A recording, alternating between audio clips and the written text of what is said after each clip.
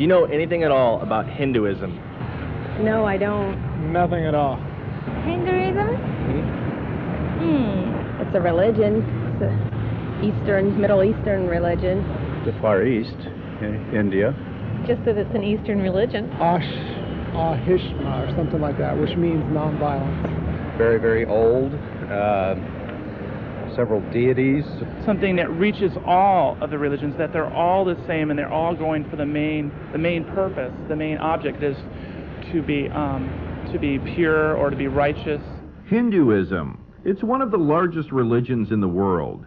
Yet here in America, little is known about it. What is Hinduism? And do you worship cows and all that stuff, And people just don't, or my friends, they don't understand the concept, that cows are sacred, but it's not necessarily just cows.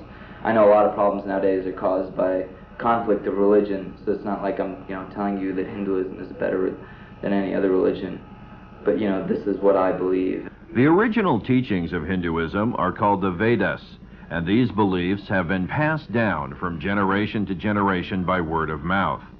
After several thousand years, the essentials of these teachings were written as the Bhagavad Gita. This book is one of the main religious sources for the Hindus. The Vedas are the oldest living scripture in the world, and they embody the entire knowledge that shapes what is the Hindu culture and religion. But they are so huge, so ancient, so cryptic that they are not accessible to the common man. So Veda Vyasa was a saint that was one who wrote the Mahabharata and brought that very large body of knowledge, not easy to understand, put it in a simpler form so that the common man could understand, so that everything that is being taught in the Veda is put in a shorter, abridged, essential version in the Bhagavad Gita. Hinduism is not the actual name of the religion. A word given by foreigners, it refers to a way of life which came from civilizations in the Indus Valley over 3,000 years ago. The more accurate name for the religion is Sanatan Dharma. Hindu practices and prayers are some of the world's oldest. Over 600 million people practice Hinduism today, with the majority living in India. Because the culture has grown around the religion, it's very difficult to separate the two. It's kind of a way of life, more than a religion with written down scriptures. Although we do have those too, we have scriptures and we have stories and mythology behind Hinduism. To me, it's more just how we lived.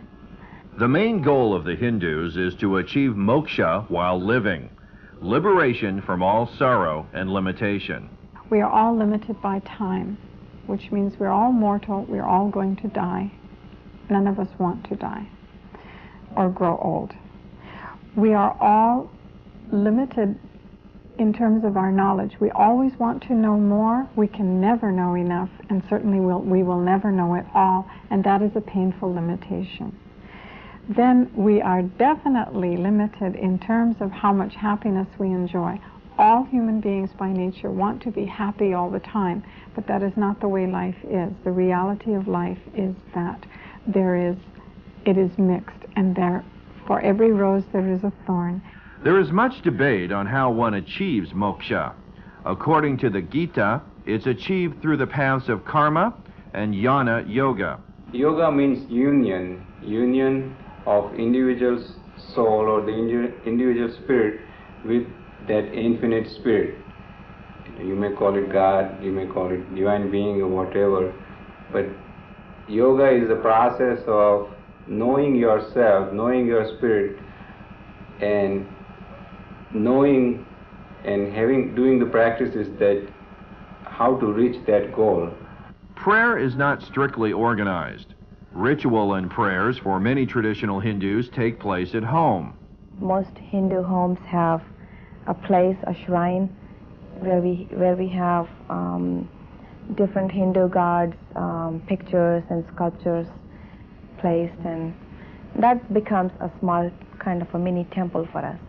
Hindus believe they should learn about their true self from a guru who has lived a spiritual life and studied the religion extensively.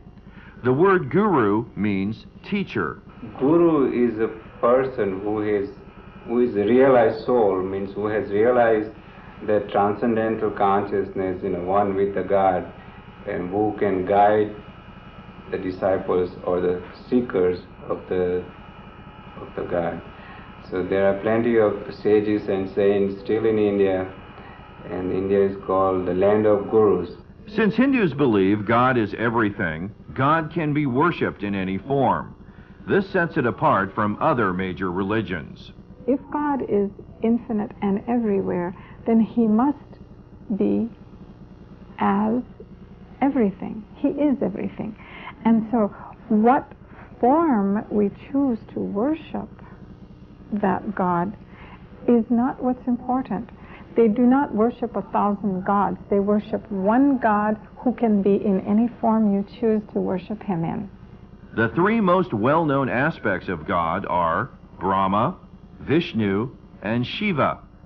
Although Hindus can worship whatever symbol they like, these forms are the ones most worshipped. Vishnu is the supreme God, basically like the supreme power, and all the different gods and goddesses that we believe in and worship are derivations of incarnations of Vishnu.